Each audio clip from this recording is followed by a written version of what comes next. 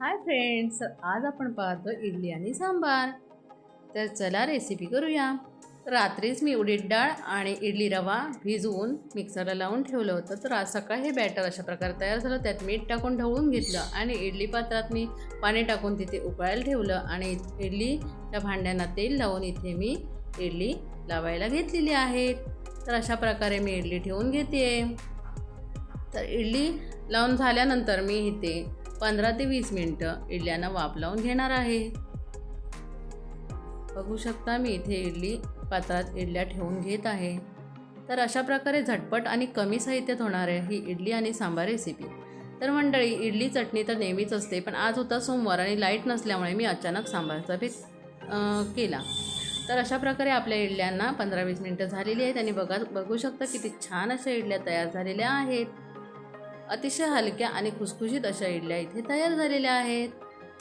तर इडल्या तर तयार झाल्या. तर आता सांबारचं काय, तर चला सांबारसुद्धा बघूया.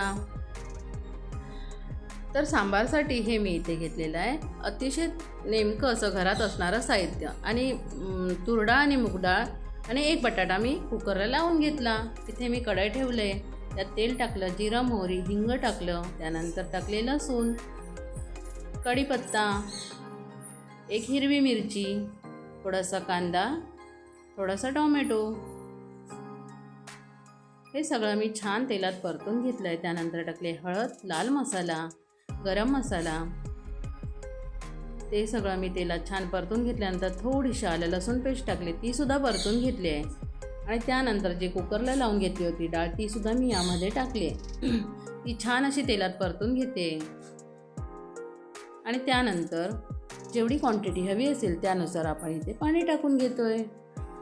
तर इथे मी टाकलं आहे सांबार मसाला, थोडंसं पाणी, चवीनुसार मीठ, थोडासा गूळ आणि थोडीशी चिंच, कारण आपलं चटपटीत असं सांबार होणार आहे. इथे टाकून घेते मी कोथिंबीर. तिखट, आंबट, गोड अशा प्रकारचं हे सांबार इथे असणार आहे. बघू शकता छान असं सांबार तयार. आणि इडली सांबारची डिश आपली तयार झालेली आहे मंडळी. बाय.